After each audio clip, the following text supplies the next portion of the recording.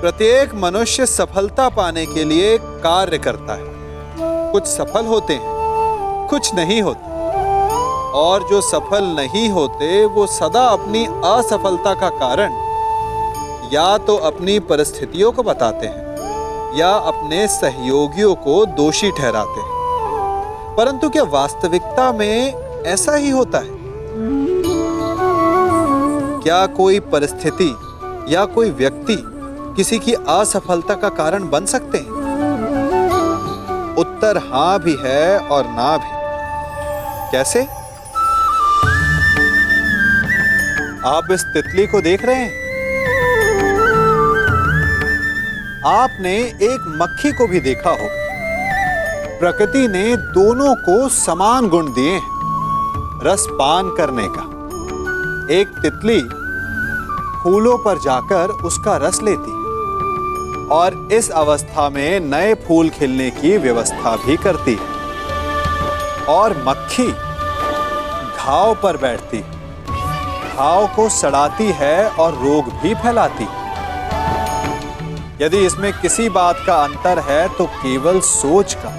यदि आप उचित मार्ग चुनेंगे तो आपको सफलता मिलेगी, आप में उत्साह बढ़ेगा, और यदि आप अनुचित मार्ग चुनेंगे तो आपको असफलता मिलेगी, निराशा मिलेगी।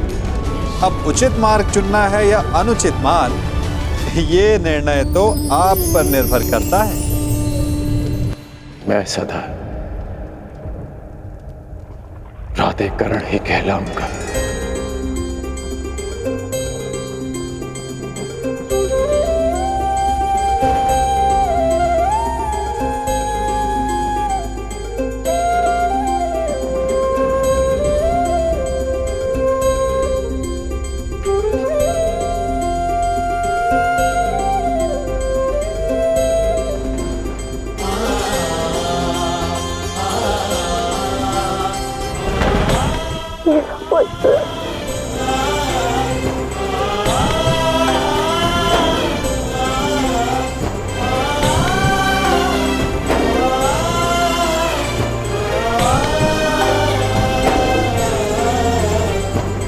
कहाँ जा रहे हो पुत्र? उनके पास जो मेरे प्रश्नों से भयभीत होकर छिपकर बैठे हैं। सूर्य देव के पास।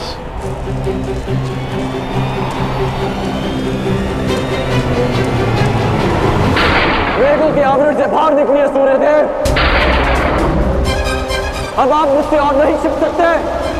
मेरे समक्ष आइए सूर्यदेव। जीवन के आरंभ से हर प्रातः मैंने आपको तर्पण किया, उसके लिए बाहर आइए।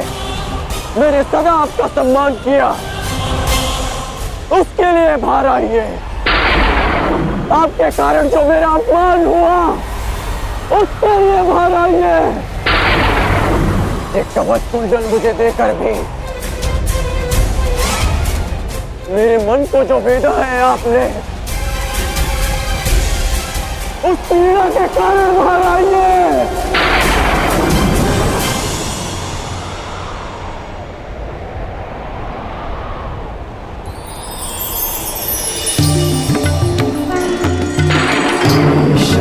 रवि संप्राप्तः भास्करो लोकपाल। पुत्र कर्ण, भयतो अभयतो सूर्यः वीर्यतो कीर्तिदायकः। पुत्र मैं ये तो मैं जान गया कि मैं आपका पुत्र हूं। आगे कहिए सूर्यदेव।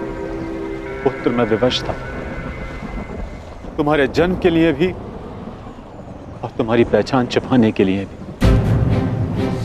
महर्षि दुर्वासा ने देवी कुंती की सेवा से प्रसन्न होकर उन्हें यह आशीर्वाद दिया कि वो जिस भी देवता का आवाहन करेंगी वो उन्हें पुत्र देंगे। देवी कुंती बालिका थी, उन्हें लगा कि कहीं ये वरदान मिथ्या तो नहीं, और उन्होंने खेल खेल में मुझे ये आह्वान दिया और वरदान से विवश होकर मुझे उन्हें अपना अंश देना पड़ा।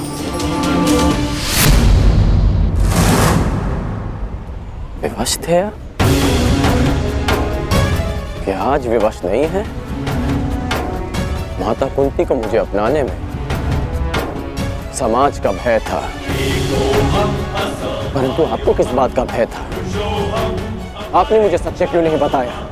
संसार भर को प्रकाश देने वाले ने अपने ही अंश को अंधकार में रखा। क्यों? जब संसार मुझे सूत पुत्र कहकर नीचा दिखाता रहा, तब आपकी दृष्टि क्यों नहीं झुकी? जब सब मुझसे मेरा अधिकार छीनते रहे, तब आपके अहंकार को ठेस क्यों नहीं पहुंची? क्यों तब तक आप मेरी प्रतीक्षा करते रहे, जब तक मुझे स्वयं ज्ञात नहीं हो गया कि मैं आपका पुत्र हूं? क्यों मुझसे सत्य को दूर रखा आपने? क्यों? मैं मानता हूं कि मैंने तुम्हें सत्य से दूर रखा, परंतु मैं सदैव तुम्हारे साथ था। मैं नहीं चाहता था कि समाज को इस बात का ज्ञान हो। मैंने तुम्हें ये कवच और कुंडल इसलिए दिए ताकि तुम अपने हृदय को और भी अधिक बलशाली बना सको। तुम्हें समाज की कठोरता को सहने की शक्ति मिले। मुझे क्षमा कर दो। आपके अश्रु मुझे सांत्वना नहीं दे रहे, अपितु भान करा रहे हैं कि मैं आपके लिए केवल एक फूल के अतिरिक्त और कुछ नहीं था।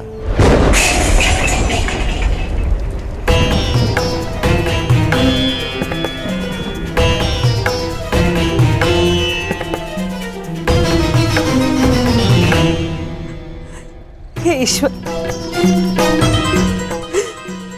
मेरे पुत्र की सहायता करना।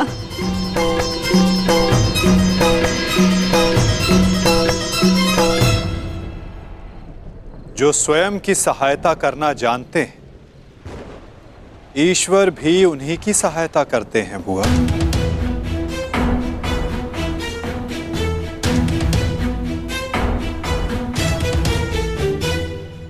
मैं सदा आपकी पूजा करता रहा, आपको तर्पण देता रहा, और भविष्य में भी मैं ऐसा ही करूंगा। मैं सदा आपका सम्मान करूंगा, क्योंकि मेरे लिए आप सदैव सबसे शक्तिशाली रहे। मेरा मन मलिन है आज, परंतु मेरे मन में आपके प्रति कोई मैल नहीं। एक बार अपने मुख से आपके जाने का समय आ गया है। कल प्रातः आपको सबके जीवन को अंधकार से निकालना है। विश्राम कीजिए पिताश्री। कल्याण हो तुम्हारा। ऐसी अवस्था में भी तुमने अपने पिता को तृप्त किया।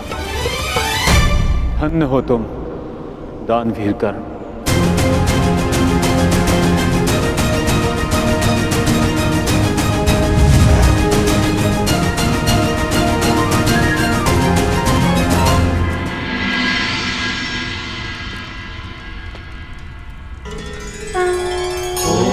अब आप और कितना व्यथित रहेंगी बुआ? आप अपने कर्मों को संसार से छिपा सकती हैं, परंतु अपने कर्मों के फल को आप स्वयं से और कितना छिपाएंगी? अपने कर्मों का सामना प्रत्येक को एक ना एक दिन करना ही पड़ता है बुआ।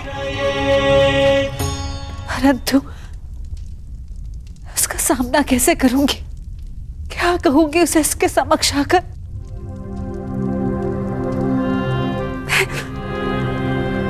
मैं कैसे उसे समझाऊंगी कान्हा? क्या ये सब इतना सरल है? यदि सब कुछ इतना सरल होता तो जीवन जीवन नहीं होता बुआ। मनुष्य को अपने भय का, अपने अतीत का सामना करना ही पड़ता है, और ये भेंट जितनी शीघ्र हो, मन से बोझ उतनी ही शीघ्र उतर जाएगा बुआ। जाइए बुआ, समय आ गया है सत्य का सामना करने का। समय आ गया आपको आपके ज्येष्ठ पुत्र से मिलने का।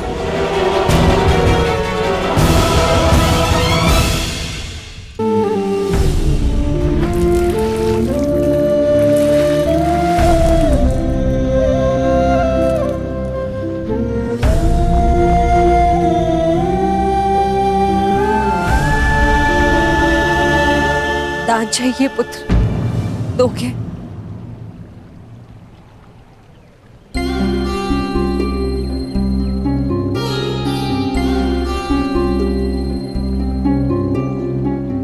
सुना है प्रातःकाल सूर्य को अर्घ देते समय यदि तुमसे कोई कुछ भी मांगे तो तुम कभी मना नहीं करते, उसकी इच्छा पूरी करते हो। इसलिए मैं भी कुछ मांगने तुम्हारे समक्ष आई हूं कि इस दुर्भाग्यशाली माता को क्षमादान दे पाओगे पुत्र?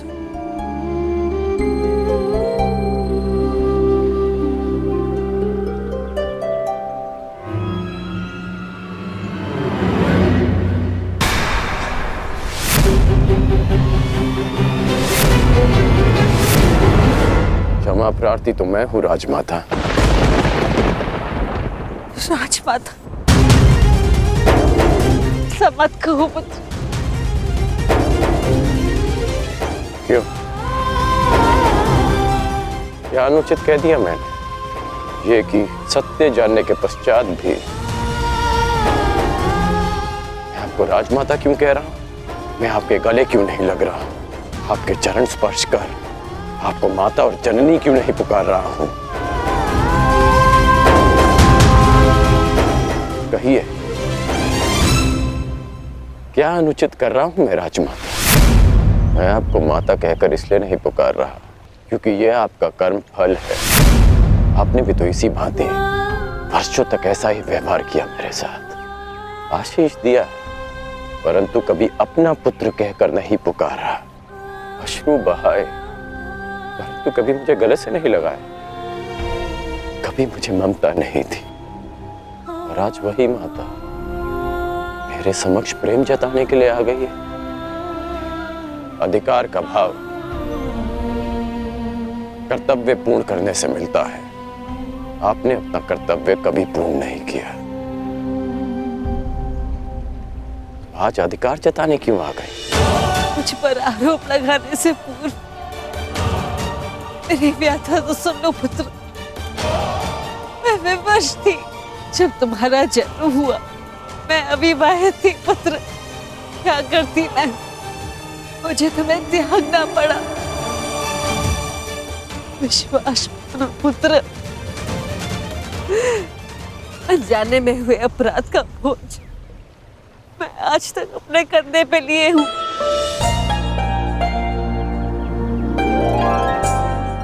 आपने अपनी व्यथा तो कह दी, परंतु मेरा क्या दोष था? एक बालक जिसने अपनी आंखें भी पूरी तरह नहीं खोली थी, उसके जीवन में आपने सदा के लिए अंधकार कर दिया। एक नवजात को गंगा माँ की भेंट चढ़ा दिया आपने। क्या आपने ये भी नहीं सोचा कि वो जीवित रहेगा या वो मर? यदि वो बच गया तो संसार उसे किस नाम से पुकारेगा? समाज उसे कितने ताने देगा कि उसका जीवन जीते जी नरक बन जाए? ये भी नहीं सोचा हमने। गंगा में इसीलिए बहाया ना क्योंकि गंगा मां पाप धोती है। मैं आपके लिए पापी था ना, केवल एक पाप, एक अभिशाप जिसे आप गंगा में बहाकर भूल गई। आश्चर्य की बात यह है कि कभी आपने मुझे खोजने का प्रयास नहीं किया, कभी ये जानने का प्रयास नहीं किया कि मैं जीवित हूं या मर गया। आपको पता है कि जब भी मैं आपके समक्ष आता था, आपको प्रणाम करता था, तो एक विचित्र स्नेह, एक अनोखा बंधन अनुभव करता था मैं। क्या आप कभी ऐसा अनुभव नहीं करती थी? तुम मेरे ही पुत्र हो, इसका ज्ञान मुझे रंगभूमि में हुआ, परंतु फिर भी आप मौन थी, ये जानने के पश्चात में आप समझा कि तब आपके समक्ष एक और प्रश्न आकर खड़ा हो गया कि युवराज पद की होड़ में राधा कर रहे अपने सारे पुत्रों को कैसे बताएं कि जिसके कुल का वो अपमान कर रहे हैं वो उनका ज्येष्ठ भ्राता है। हस्तिनापुर के समक्ष ये सत्य कैसे बताएं कि मैं आपकी प्रथम संतान हूं।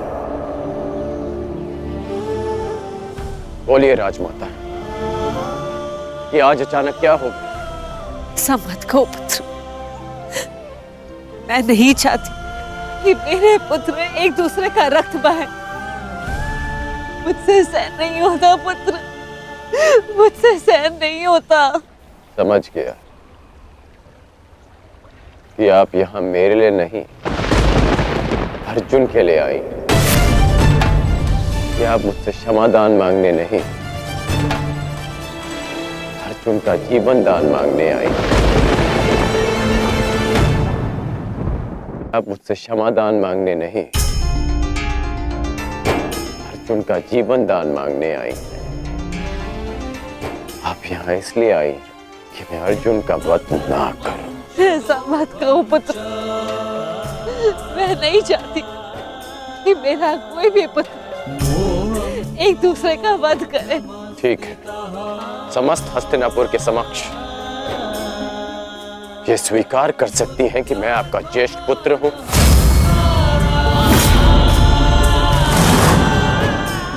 पता था मुझे कि कोई उत्तर नहीं मिलेगा। मेरे जीवन पर अनेक बार संकट आया, तब आपकी ममता नहीं जागी। परंतु आज जब अर्जुन के जीवन पर संकट आया, तब आप अपनी लज्जा, अपना सम्मान सब भूलकर मेरे पास आ गए।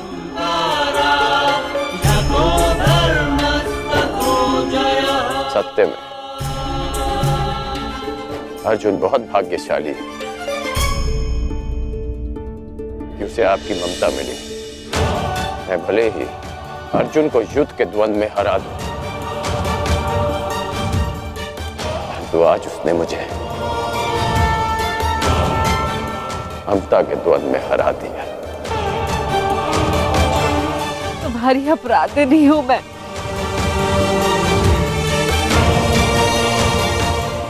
इस अपराध बोध को और मत बढ़ाओ। इस युद्ध में भाग मत लो पुत्र। अपने अनुजों से युद्ध मत लड़ो पुत्र। बस एक बार कह दो कि तुम मेरे पुत्र हो कर्ण। हाँ, मैं आपका पुत्र हूं।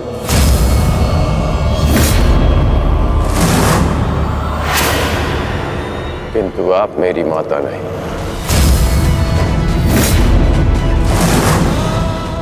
सदा स्मरण रखिएगा राजमाता कि इस सूत पुत्र की माता का नाम राधा है। मैंने अवश्य कौन्तेय बनकर जन्म लिया, परंतु संसार मुझे सदा राधे कर्ण के नाम से जानेगा। मैं सूर्य पुत्र कर्ण हूं, किंतु मेरे पिता का नाम अधिरथ है। मुझे स्वयं को सूर्य पुत्र के स्थान पर सूत पुत्र कहने में अधिक गर्व अनुभव होगा। आप माता हैं अर्जुन की, सभी पांडवों की, क्योंकि आपने उन्हें पाला पोसा बड़ा किया, प्रेम दिया। और आश्चर्य की बात तो यह है कि आप आज भी उन्हीं की माता बनकर इस सूत पुत्र राधे कर्ण के पास आई हैं, ये आश्वासन पाने कि आपके पुत्र सुरक्षित रहें। मेरे द्वार पर आए किसी भी याचक को रिक्त हाथ लौटने नहीं दे सकता मैं। राजमाता, मैं आपको रिक्त हाथ लौटने नहीं दूंगा। मैं वचन देता हूं कि इस महाभारत के पश्चात आपके 5 पुत्र जीवित रहेंगे, केवल 5। यदि अर्जुन ने मेरा वध किया तो भी, और मैंने अर्जुन का वध किया तो भी। यदि अर्जुन मेरे हाथों वीर गति पाता है तो मैं सब कुछ छोड़कर आपके पास आ जाऊंगा। मैं वचन देता हूं कि अर्जुन के अतिरिक्त आपके किसी पुत्र का वध नहीं करूंगा मैं।